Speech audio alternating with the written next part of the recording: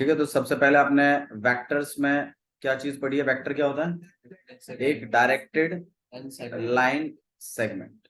ठीक है, it's a directed line segment. अब डायरेक्टेड लाइन सेगमेंट है तो दो चीजें होंगी इसके पास अपना क्या होगा? मैग्नीट्यूड, है ना, और अपना क्या होगा? डायरेक्शन। अच्छा जी, मैग्नीट्यूड दिखाने के लिए ऐसे मॉडुलस का यूज किया जाता है। डायरेक्शन दिखाने के लिए आप इसमें आई जे के का यूज करते हैं। ठीक है, डायरेक्शन दो तरीके से निकाल सकते हैं आप, यूजिंग एक्स एक्सिस, है ना, या फिर using alpha beta and gamma, या फिर मैं एक बात बोलूं तो using cos alpha, cos beta और कॉस गामा। जहां कॉस अल्फा जो एंगल है वो किस एक्सिस के साथ बनाया जाता है? एक्स एक्सिस के साथ। बहुत बढ़िया। कॉस बीटा वाई एक्सिस के साथ, और कॉस गामा जेड एक्सिस के साथ। एक्सीलेंट। डायरेक्शन निकालने का एक तरीका और भी है, उसमें हम क्या करते हैं, उस वेक्टर को उसी के मैग्नीट्यूड से क्या कर देते हैं? डिवाइड, है ना। और फिर आपके पास एक वेक्टर तैयार होता है आई जे के करके, आगे आते हैं ना उनके आगे नंबर, उनके जो आगे के नंबर है वही आपके क्या होते हैं? डायरेक्शन कोसाइंस, है ना। तो मतलब डायरेक्शन दिखाने का जिम्मा डायरेक्शन कोसाइन का है। डायरेक्शन कोसाइन निकालने के दो तरीके हैं, या तो आप using cos alpha cos beta cos gamma. Cos alpha को क्या बोलते हैं? एल, कॉस बीटा वाले को एम, और कॉस गामा वाले को एन। और ए वेक्टर को उसके मैग्नीट्यूड से डिवाइड करके जब निकालते हैं तो भी आपको एल आई, है ना, और प्लस एम जे और प्लस एन के। तभी तो मैं कहता था वो आगे के जो नंबर है वही क्या है आपके? डायरेक्शन कोसाइन, है ना। तो direction cosine L M N ही तो होते हैं। फिर इन पे हमने एक रिलेशन भी पढ़ा था कि L square plus M square plus N square किसके बराबर होता है? इस रिलेशनशिप का यूज भी हम करते हैं कब? जब हमें एल एम एन में से कोई दो वैल्यू दे रखी हो और तीसरी हमें निकालनी। किसी कोई इशू है तो इसमें बताइए। ठीक है, अच्छा जी, मैं इन दोनों टर्मिनोलॉजीज को आपस में कनेक्ट करूंगा। अभी थोड़ा सा गौर करिएगा किस तरीके से आप कनेक्ट करते हैं और इसका क्या क्या यूज है। देखो, जैसे मान लीजिए मैंने आपको एक वेक्टर दे दिया 2i प्लस जे और माइनस के। मैंने एक ऐसा वेक्टर बना दिया। अब मैं इससे क्या क्या चीजें आपसे पूछ सकता हूं, इस बात को थोड़ा सा गौर करिए। मैं आपसे ये पूछ सकता हूं कि इसका आप मुझे मैग्नीट्यूड निकाल के दीजिए। निकाल सकते हैं या नहीं निकाल सकते, ये बताइए। सही है, मतलब किसी वेक्टर का मैग्नीट्यूड निकाल सकते हैं। अच्छा, मैं अगर आपसे बोलूं कि इसका डायरेक्शन कोसाइन निकालो, क्या निकाल दोगे इसका डायरेक्शन कोसाइन? कैसे निकालोगे योगेश? रुक जा भैया, कैसे निकालोगे इसका डायरेक्शन कोसाइन? वो मैग्नीट्यूड होता है, वो मैग्नीट्यूड होता है under root of A square plus. मैं देखो, मैं ये बात बिल्कुल समझता हूं कि शायद इंटीग्रेशन मुश्किल है, एक लेवल ऊपर है, बट यकीन मानो वेक्टर 3D एलपी और प्रोबेबिलिटी ये बिल्कुल भी नहीं है ऊपर। ये चैप्टर इंट्रोड्यूस ही इसलिए किए गए हैं ताकि आप पास हो जाए। इंटीग्रेशन को साइड में रख दो बस। बाकी यकीन मानो पूरी 12वीं में कोई चैप्टर नहीं है ऐसा जो आपको तकलीफ दे सकता। एक एओडी थोड़ा मैं मानता, थोड़ा लास्ट में जाके हो जाता। तो योगेश आप मन से नहीं कर रहे, आपने वीडियो नहीं देखी? नहीं देखी, झूठ मत बोलो। अब मैं आपसे डायरेक्शन क्वेश्चन पूछ रहा हूँ, आप बता नहीं पाते। बताओ क्या, कैसे निकालोगे एक वेक्टर का डायरेक्शन क्वेश्चन? कैसे निकालोगे? दो तरीके बताए मैंने अभी अभी। एक तो मैंने आपको एंगल्स के थ्रू बताया, क्या इसमें कहीं एंगल का जिक्र है? मैंने तो आपको वेक्टर दिया है, मैंने तो आपको एंगल्स दिए ही नहीं। तो ऑब्वियस सी बात है एंगल्स के थ्रू तो नहीं निकलना ये खेल। फिर मैंने एक तरीका और भी बताया था योगेश डायरेक्शन कोसाइन निकालने में। कैसे निकालते हैं बताओ? बिल्कुल, वेक्टर को उसके मैग्नीट्यूड से क्या कर देते हैं? डिवाइड। अब ये बताइए भाई साहब, बिल्कुल भी मुश्किल नहीं है, बस स्टोरी को ठीक से समझिए, बिल्कुल भी मुश्किल नहीं है। अच्छा, एक चीज मैं आपको और थोड़ा बता देता हूं कि एक्चुअली में जब आप किसी वेक्टर को उसके मैग्नीट्यूड से डिवाइड करते हैं, अभी थोड़ी देर पहले हमने किया भी था एक क्वेश्चन इससे पहले भी स्टार्टिंग में, तब आपने देखा था कि एक वेक्टर ही मिलता है ना। अब उस वेक्टर को, वो जो मिला है ना, उस वेक्टर को यूनिट वेक्टर कहते हैं। अभी फिलहाल के लिए ये ध्यान रखिए कि यूनिट वेक्टर कैसे मिलता है किसी वेक्टर का, वो क्या होता है, क्या होल्ड करता है, अभी डिस्कस कर लेंगे। अभी फिलहाल के लिए डायरेक्शन कोसाइन का कंसेप्ट बना दो। तो वो जो वेक्टर मिलता है ना, अगर किसी वेक्टर को उसके मैग्नीट्यूड से डिवाइड करते हैं तो एक वेक्टर मिलता है आपको, उस वेक्टर को क्या बोलते हैं, यूनिट वेक्टर। और इसके ऊपर कैप लगा हुआ है, और थोड़ी देर पहले मैंने आई जे के ऊपर भी क्या लगाया हुआ है, तो इसका और इनका ताल्लुकात है कुछ, अभी डिस्कस करेंगे इसको।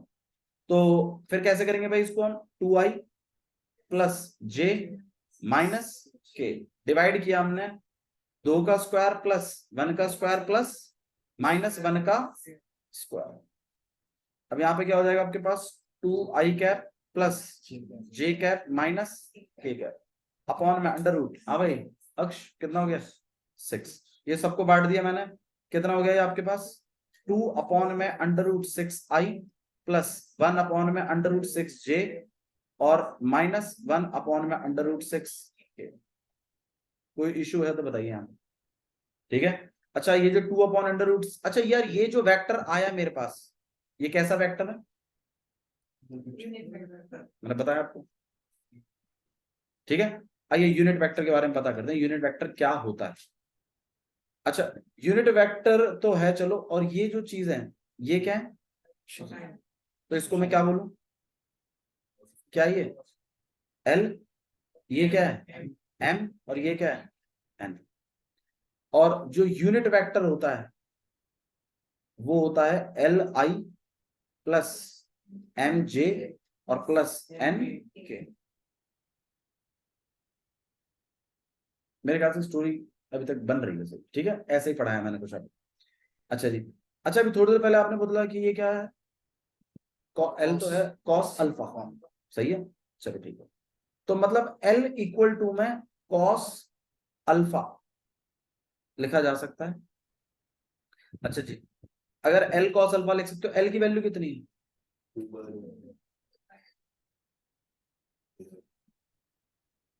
अल्फा को अगर मैं अकेला करूं तो क्या हो जाएगा उधर जाके कॉस अल्फा, क्योंकि मैं इनवर्स ट्रिग्नोमेट्री में पढ़ाई हुआ है कि आप ट्रिग्नो को उधर भेजते हैं तो ये क्या बन जाता है, कॉस इनवर्स, सही है ना। तो इसका मतलब अल्फा कैलकुलेट कर सकते हैं भैया, बट 2 अपॉन अंडर रूट 6 तो कोई वैल्यू ही नहीं होती। हाँ ठीक है, ऐसी वैल्यू आ रही है जो मतलब आपके लेवल पे तो नहीं है, क्योंकि आपने तो गिनी चुनी वैल्यूज पढ़ी हुई है, लेकिन एक्चुअली में 2 अपॉन रूट 6 भी कोई वैल्यू होती होगी, और उसके लिए भी कुछ ना कुछ एंगल असाइन होगा। और कितने से कितने के बीच में होगा कॉस इनवर्स का वो वैल्यू, मतलब कॉस इनवर्स का डोमेन क्या होता है, कॉस इनवर्स का डोमेन बताओ, डोमेन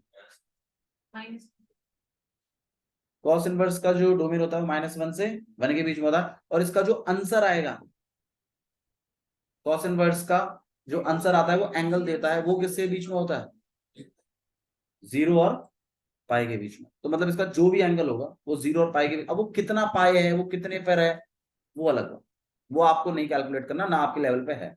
अच्छा भैया मान लो, लेकिन अगर कोई ऐसी वैल्यू होती जो हम जानते हैं,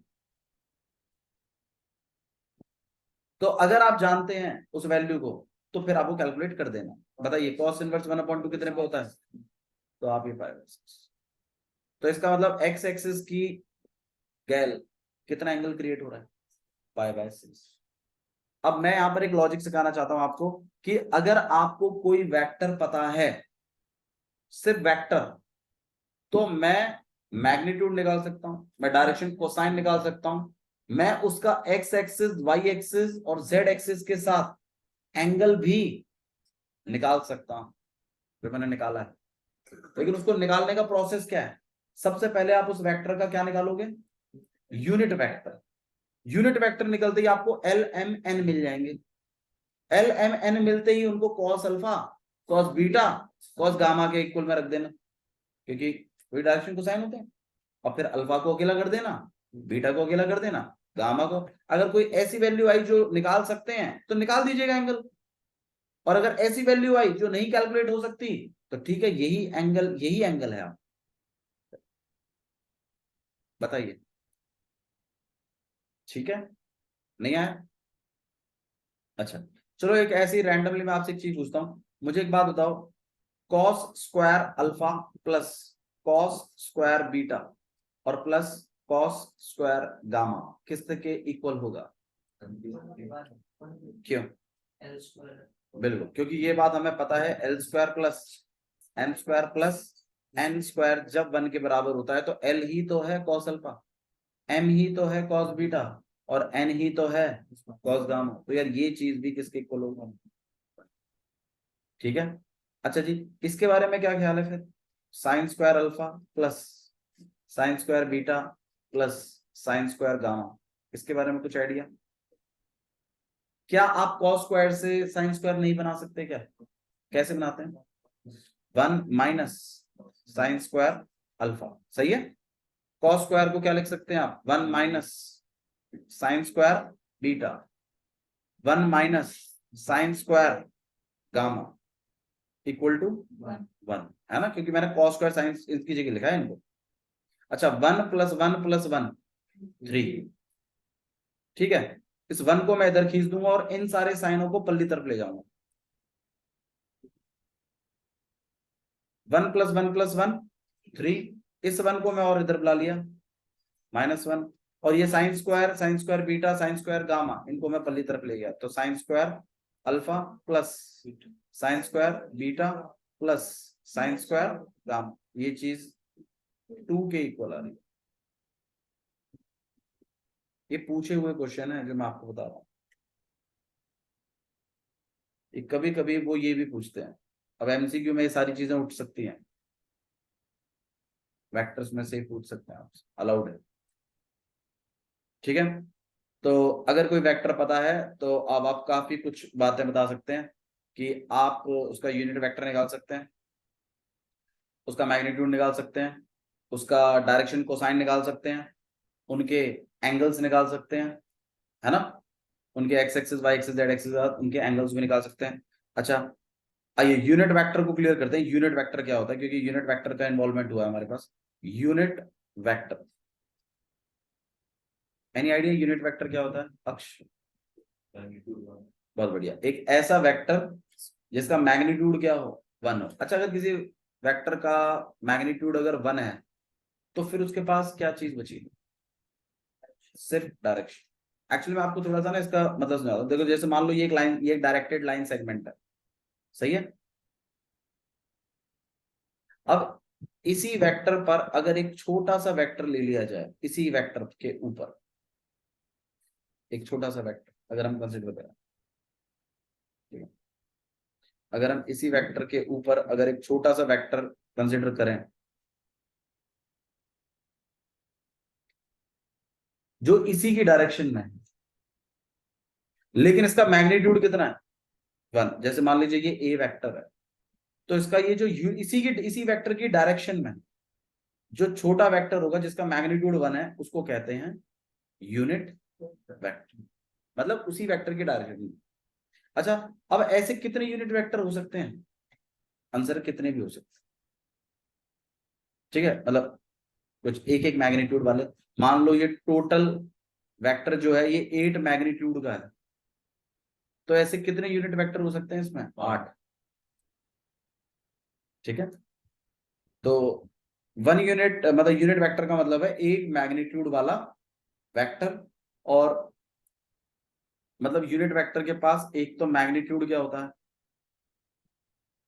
1, क्योंकि आप ऑलरेडी उस वेक्टर को बनाने के लिए उस वेक्टर को आप उसी के मैग्नीट्यूड से क्या कर चुके हो?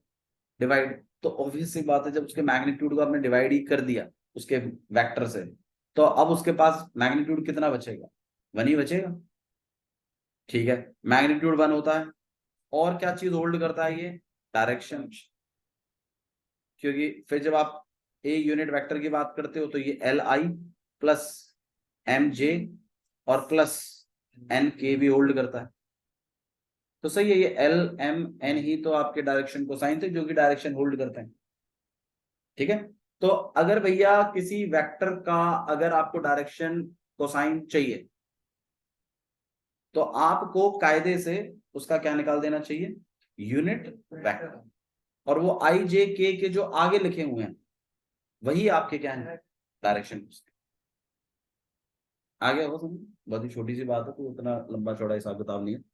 और एंगल्स निकालने के लिए आप इन एलएमएन को cos alpha, cos beta, cos gamma के इक्वल भी रखते हैं।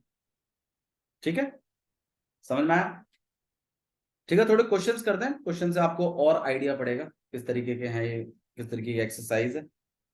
ओके, चलिए क्वेश्चंस देखते हैं। ठीक है, थोड़े से टाइप ऑफ वेक्टर्स देख लेते हैं हम लोग, कौन कौन से थे हमारे पास। सबसे पहला हमारे पास जो है वो है पोजीशन वेक्टर। पोजीशन वेक्टर क्या होता है भाई?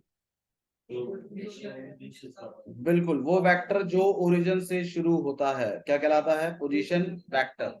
नेक्स्ट वेक्टर है, ये बड़ा इंपॉर्टेंट वेक्टर है भाई, जीरो वेक्टर। जीरो वेक्टर क्या होता है भाई? जिसका मैग्नीट्यूड क्या हो, जीरो। हाँ ठीक है, बट एक्चुअली ये इसकी डेफिनेशन नहीं है। जीरो वेक्टर का मतलब होता है वो वेक्टर जिसका इनिशियल पॉइंट, बिल्कुल, जिसका इनिशियल पॉइंट और फाइनल पॉइंट सेम हो। हाँ जी, अब ये काम ना दो तरीके से होता है।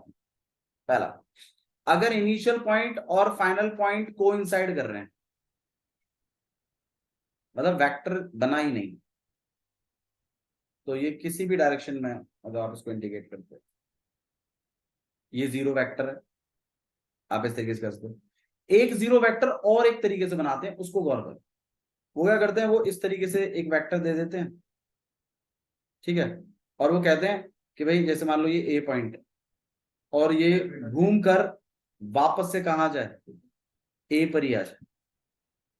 इस कंडीशन को भी ये एक्चुअली जीरो वेक्टर का नाम दे देते, ठीक है। हाँ, फिर वो क्या करते हैं, ए वेक्टर, बी वेक्टर और सी वेक्टर, फिर वो, हाँ मतलब डिस्प्लेसमेंट जीरो हो जाती है इस केस में। दोनों ही जीरो वेक्टर्स हैं, क्योंकि इसमें भी इसका जो इनिशियल पॉइंट है वो भी ए है, और फाइनल पॉइंट भी कहाँ है, ए ही है। मतलब इन वेक्टरों के एडिशन भी तो एक्चुअली में एक वेक्टर ही देगा। अभी करेंगे, उसको बात करेंगे टोटल। अभी फिलहाल के लिए आप इतना समझ लो, जीरो वेक्टर इस तरीके से भी डिनोट होता है और इस तरीके से भी डिनोट, ठीक है। मतलब अगर आप लिखोगे इसको तो ऐसा लिखना पड़ेगा आपको, A vector plus B vector plus C vector equal to में जीरो वेक्टर। आप जीरो नहीं लिख सकते, बात होगी इस पर, ठीक है। क्लियर है, समझ में आया? तो जीरो वेक्टर का मतलब है जिसका इनिशियल पॉइंट और फाइनल पॉइंट क्या हो, सेम हो। अच्छा भैया चलो ठीक है, ये तो समझ में आ रहा है, बट चलो ये तो आपने वेक्टरों का एडिशन दिखा दिया, ये भी ठीक है, लेकिन अगर इसको एक ही उससे डिनोट करना हो तो कैसे करेंगे? फिर इसको ऐसे करते हैं, इनिशियल पॉइंट भी वही है, फाइनल पॉइंट भी वही है, तो ए वेक्टर बोल देते हैं आप उसको, ठीक है। So this is what we called zero vector. Next vector कौन सा है आपके पास? यूनिट। जीरो वेक्टर परेशान मत होइए, डिस्कशन करेंगे इसमें, जब क्वेश्चन पड़ेगा तो करेंगे। हाँ भाई, यूनिट वेक्टर क्या होता है? एक ऐसा वेक्टर जिसका मैग्नीट्यूड क्या हो। अच्छा, जीरो वेक्टर का मैग्नीट्यूड और बता देता हूं, इस वेक्टर का मैग्नीट्यूड भी किसके इक्वल होता है, जीरो के।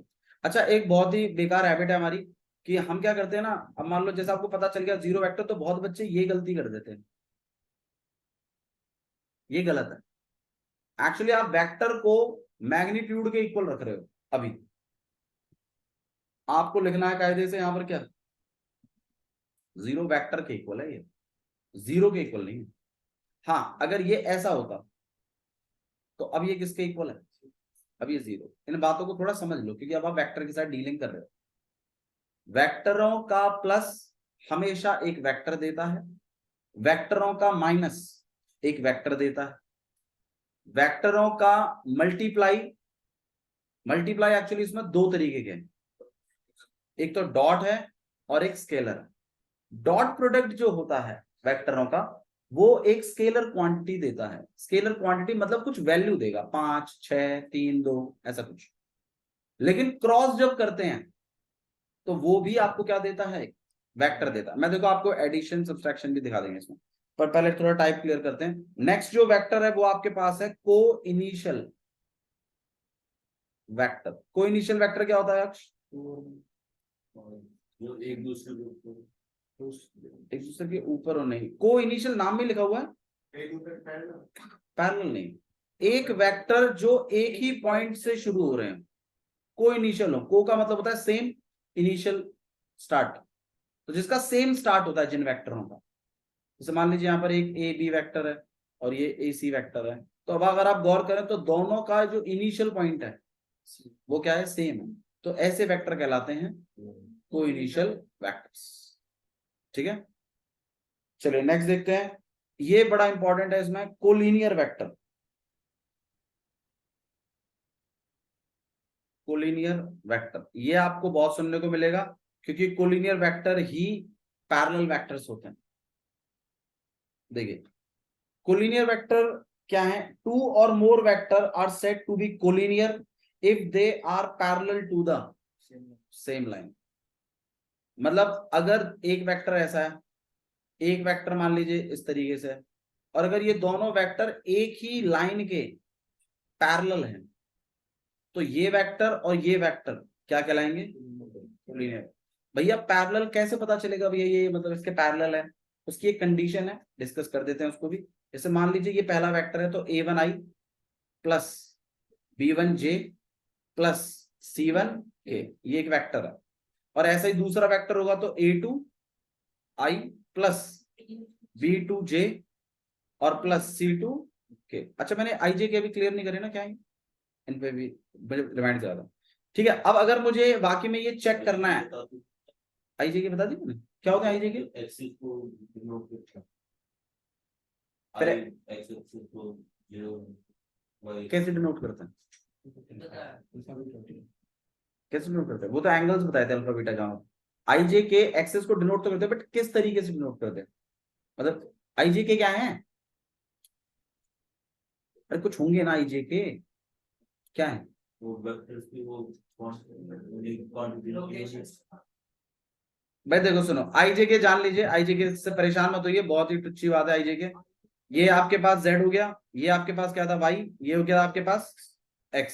कोई भी वेक्टर बनेगा तो मतलब हम ये तो मैं पोजीशन वेक्टर ले रहा हूं, ठीक है, पर ये चलो कोई वेक्टर है, तो ये x y z के साथ सबके साथ एक एंगल बना रहा है, सही है। उसके कॉस की वैल्यूज को क्या बोलते हैं, डायरेक्शन कोसाइन। बहुत बढ़िया, गुड, ये आपके दिमाग में नहीं बोलते, डायरेक्शन कोसाइन बोलते हैं, ठीक है। अच्छा अब यार ये तीन एक्सेस हैं, तो यार कहीं ना कहीं डायरेक्टेड लाइन तो यार ये भी है, और इस एक्स एक्सिस के ऊपर बनने वाला एक यूनिट वेक्टर भी होगा ही अपना, तो इसी वेक्टर का नाम क्या है, आई कैप। तो अगर कोई पूछे आई कैप क्या है, तो बताइए क्या है, it is a unit vector of x axis. ये एक्स एक्सिस का यूनिट वेक्टर, इसीलिए हर वेक्टर को दिखाने के लिए, जैसे एक्स वाई जेड एक्सिस का योगदान है, इसलिए हर वेक्टर को दिखाने के लिए ये हर वेक्टर के पीछे आई जे के यूज होता है। इसी तरीके से वाई एक्सिस का जो यूनिट वेक्टर है वो कौन है, जे। अरे जैसे हर भगवान का अपना एक क्या कहते हैं उसको, जिसके ऊपर वाहन है, तो इसी तरीके से हर एक्सिस का अपना एक वाहन है, जिसमें आई जे और ये के। ठीक है क्या, अरे बोलो भैया क्या बोल रहे हो? तो आई जे के, ये आपके पास ये यूनिट वेक्टर्स हैं आपके तीनों एक्सिस के। इसीलिए हर वेक्टर को लिखने के लिए, जिस तरीके से ये हर एक्सिस के साथ एंगल क्रिएट कर रही है, इसी तरीके से हर वेक्टर को लिखने के लिए आई जे के का यूज करते हैं। ठीक है, तो कोलिनियर वेक्टर करने के लिए आपको इसको और इसको क्या बताना पड़ेगा, मतलब ये दोनों वेक्टर एक ही लाइन के क्या होने चाहिए, पैरेलल। अब चलो भैया ठीक है, मान लो हमने पैरेलल बता दिए, चलो ये दोनों कोलिनियर हैं, बट कभी मान लो ऐसी रैंडमली कभी चेक करना पड़ जाए कोलिनियर है कि नहीं है, तो कैसे कंडीशन लगाएंगे? तो कंडीशन ये कहती है कि अगर a1 अपॉन में a2 इक्वल हो b1 अपॉन b2 के और इक्वल हो, तो आप कह सकते हो कि आपका वेक्टर फर्स्ट पैरेलल है किसके, वेक्टर सेकंड के। और वेक्टर फर्स्ट वेक्टर सेकंड के अगर पैरेलल है तो इन वेक्टरों को कोलिनियर वेक्टर भी आप कह सकते हैं। ये वाला, हाँ स्ट्रेट लाइन में भी इसका है, इनका डॉट, चलो ठीक है, ये क्लियर हो गया आपके पास। तो ये कंडीशन है वेक्टर्स की। एक्चुअली पैरेलल लाइनों के स्लोप जो होते हैं वो इक्वल होते हैं। आपने जो स्ट्रेट लाइन में पढ़ा था वो स्लोप्स के रिगार्डिंग पढ़ा। तो अगर दो वेक्टर पैरेलल अगर आपको शो करने हैं तो आपको हिसाब से A1 B1 और C1 का रेशियो चेक करना चाहिए, किसके साथ, A2 BT और C2 के साथ। अच्छा ये A1 B1 C1 क्या है, A1 B1 C1 क्या है, तो साइंस नहीं है ये डायरेक्शन रेशियोज हैं। ये किसी भी वेक्टर के स्टार्टिंग में जो लिखा रहता है वो उनके डायरेक्शन रेशियोज हैं, डायरेक्शन रेशियोज हैं।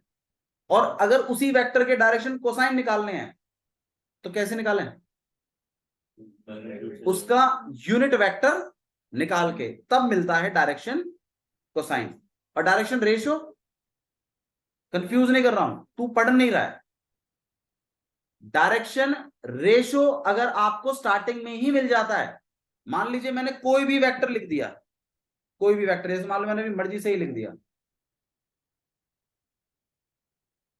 तो यहां ये जो 2 3 और -1 जो लिखा हुआ है ये क्या है, ये डायरेक्शन रेशियोज है। खेल इसी बात का है, तुम्हारी क्लास में बहुत बच्चों को नहीं पता होगा डायरेक्शन रेशियोज क्या होते हैं। ये जो 2 3 और -1 है ना जो स्टार्टिंग में रहते हैं वो होते हैं डायरेक्शन रेशियोज। और अगर आप इसी वेक्टर को इसके मैग्नीट्यूड से डिवाइड कर दो तो ऑब्वियस सी बात है यूनिट वेक्टर मिलेगा। और यूनिट वेक्टर जो होल्ड करता है वो क्या होल्ड करता है, डायरेक्शन कोसाइन। या तो आप एक बार में अच्छे से पढ़िए या तो फिर आप बार बार पढ़िए, तभी तो 3 4 दिनों से यही कराया जा रहा हूं बार बार, आपको समझ में तो आए, क्योंकि मुझे पता है आप नहीं पढ़ रहे। तो अगर डायरेक्शन कोसाइन निकालना है उमंग तो क्या चीज निकालनी पड़ेगी, यूनिट वेक्टर निकालना पड़ेगा। यूनिट वेक्टर कैसे निकालते हैं उमंग, अब बताओ जो बोल रहे थे। बिल्कुल, उस वेक्टर को उसके मैग्नीट्यूड से डिवाइड करके निकलता है भैया यूनिट वेक्टर। यूनिट वेक्टर क्या होल्ड करता है, डायरेक्शन कोसाइंस।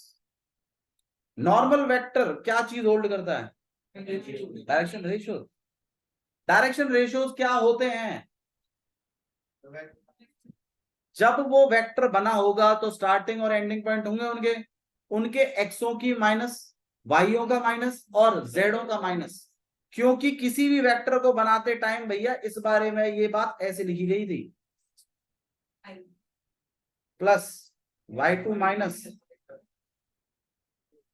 और प्लस z2 माइनस z1।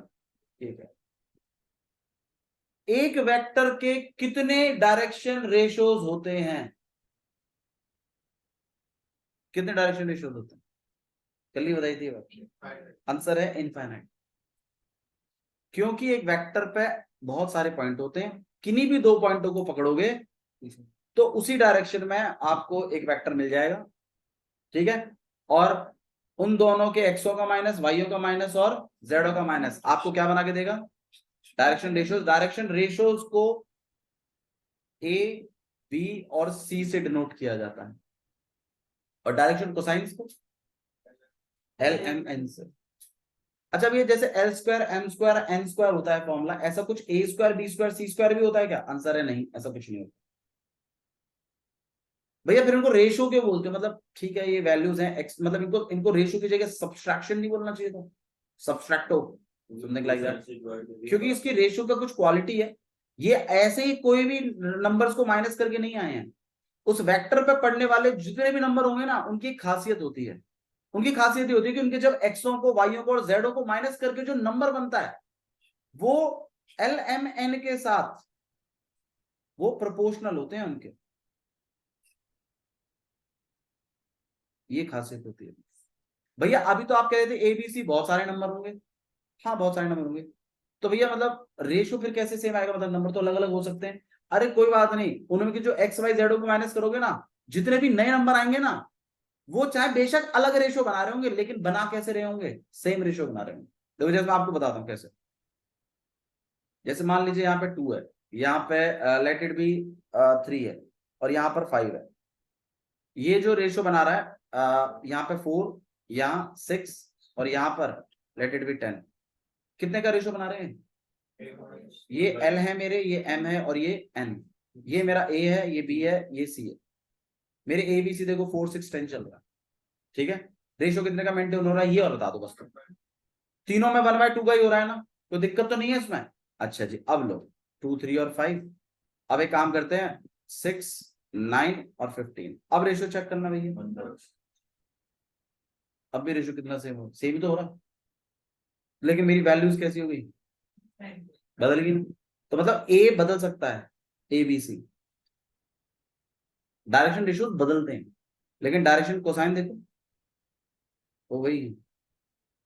यही बात तो बताने की कोशिश कर रहा हूँ मैं इतने टाइम से। और डायरेक्शन रेशियोज आपके किसी भी वेक्टर के स्टार्टिंग में लिखे रहते हैं IJK में उसके साथ, ठीक है। और उस वेक्टर का फिर आप क्या बना लेते हैं, डायरेक्शन कोसाइन, डायरेक्शन निकालने के लिए। क्लियर है? ठीक है जी, मेरे ख्याल से मैंने कोलिनियर पॉइंट भी आपको क्लियर कर दिए, कोलिनियर वेक्टर्स भी आपको क्लियर कर दिए। नेक्स्ट जो वेक्टर है वो है इक्वल वेक्टर। दो वेक्टरों को इक्वल कब बोलते हैं? दो वेक्टरों को इक्वल आप कब बोलते हैं? बिल्कुल जब उनकी डायरेक्शन और उनका मैग्नीट्यूड, क्योंकि वेक्टर के पास यही दो चीजें होती हैं, एक डायरेक्शन और एक मैग्नीट्यूड, अगर वो बिल्कुल सेम है तो उन वेक्टरों को आप क्या बोल सकते हो, इक्वल वेक्टर, ठीक है। तो और लिखते कैसे हैं इसको, ए वेक्टर और बी वेक्टर। भैया चेक कैसे करेंगे कि दो वेक्टर इक्वल हैं या नहीं है? आप ही बता दीजिए कैसे चेक करना चाहिए, हिसाब से बताओ भाई। दोनों वेक्टरों का क्या निकाल दीजिए, नहीं दोनों वेक्टरों की क्या निकाल दीजिए, आता तो है तुम्हें डायरेक्शन निकालना, डायरेक्शन को साइन से। अगर वेक्टर मैग्नीट्यूड भी सेम हो जाए और डायरेक्शन भी सेम हो जाए तो फिर उन वेक्टरों को क्या बोला जा सकता है, इक्वल वेक्टर। अगर कोई पूछे कि इक्वल वेक्टर कैसे निकालते हैं, मतलब कैसे चेक करते हैं, तो हिसाब से आपको दोनों वेक्टरों का क्या निकालना चाहिए, मैग्नीट्यूड। दोनों ही वेक्टरों का क्या निकालना चाहिए, डायरेक्शन कोसाइन। और डायरेक्शन कोसाइन के इक्वल है, L L के, M M के और N N के। और मैग्नीट्यूड भी दोनों के कैसे हैं, इक्वल है। तो फिर आप उनको क्या घोषित कर दोगे, इक्वल वेक्टर, ठीक है। पक्का? चलिए नेक्स्ट देखते हैं, नेगेटिव ऑफ अ वेक्टर। भाई ये बड़ी बढ़िया बात है, नेगेटिव वेक्टर देखिए क्या होता है। हाँ जी, अगर आपको किसी वेक्टर की डायरेक्शन अपोजिट करनी है, फॉर एग्जांपल जैसे मान लीजिए, देखो ये बहुत यूज होगा हमारा नेगेटिव वेक्टर। जैसे मान लीजिए एक वेक्टर है आपके पास, यहां से A से B पर, मैं इसको क्या बोलूंगा भाई, AB वेक्टर, सही है। अच्छा, अगर मैं कल को, मतलब बाई चांस मैं इसके आगे अगर माइनस अप्लाई करवा दूं, मतलब मैं किसी भी वेक्टर के आगे ना एक्चुअली माइनस अप्लाई कर सकता हूं, लेकिन एक कंडीशन फॉलो करनी पड़ती है, उसके जो इनिशियल और स्टार्टिंग पॉइंट है ना उनको बदल के लिखना पड़ेगा। मतलब आप इसको BA वेक्टर बनाओ फिर, तभी ये चीजें इक्वल हो सकती है। बात समझाता हूं मैं। मान लीजिए जैसे ये A से B वेक्टर जा रहा है, तो भाई डायरेक्शन किस तरफ है, इस तरफ, राइट। अब BA वेक्टर अगर मैं लिखूं तो BA वेक्टर की डायरेक्शन किस तरफ होगी, कुछ इस तरफ होगी।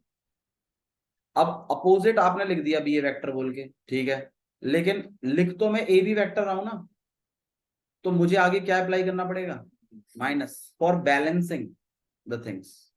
माइनस अप्लाई करने से इसकी डायरेक्शन वापस यही कंसिडर की जाती है। मतलब ये है कि अगर आपके पास कोई वेक्टर है और अगर आप उसके आगे नेगेटिव लगा दें तो वो कहलाता है नेगेटिव वेक्टर, उसका, उस वेक्टर का। लेकिन ये इक्वल नहीं होते, they are of opposite direction, इनकी डायरेक्शन उल्टी है।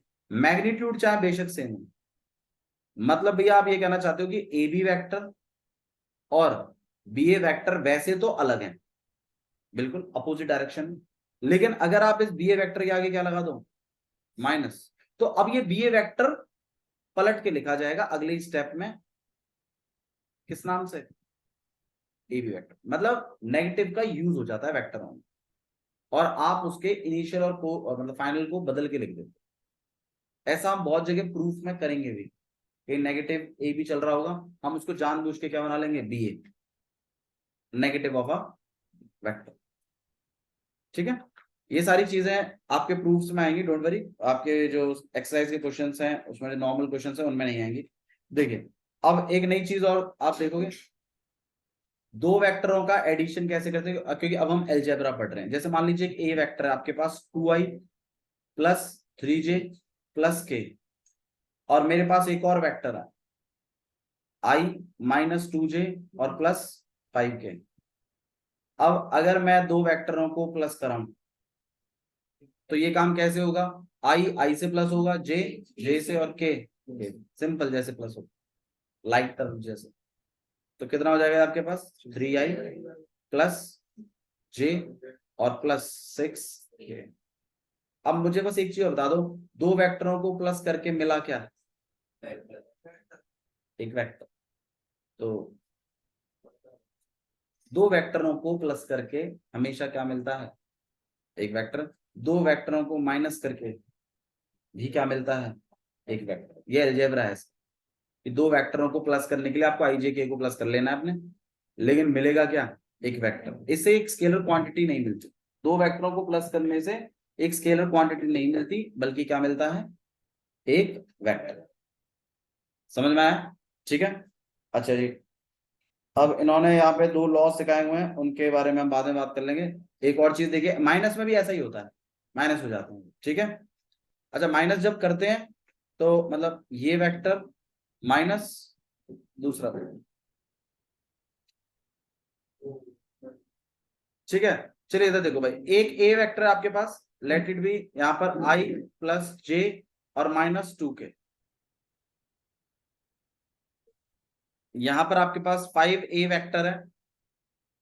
तो अगर कभी भी आप किसी स्केलर क्वांटिटी से किसी वेक्टर को क्या कराते हैं, मल्टीप्लाई, तो इसका मतलब है वो पूरे वेक्टर के साथ मल्टीप्लाई में है।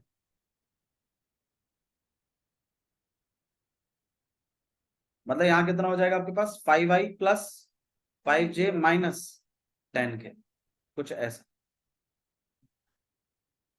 ठीक है। ठीक है, चलो बाकी चीज हम लोग कल, ठीक, that's all।